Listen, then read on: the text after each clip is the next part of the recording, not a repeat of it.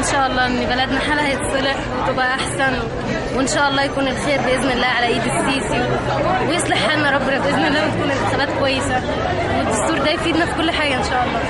ان شاء الله بتمنى الخير لبلدي وولاد بلدي، وبتمنى ربنا يكرمنا ان شاء الله كده، والنصر للجيش وللبلد ولا للارهاب. ان شاء الله الجيش ده احسن حاجه في الدنيا كلها معانا، وهو اللي حامينا وناصرنا ان شاء الله، وربنا ما يجيب اي حاجه. والنصر المصري ان شاء الله ولا للارهاب.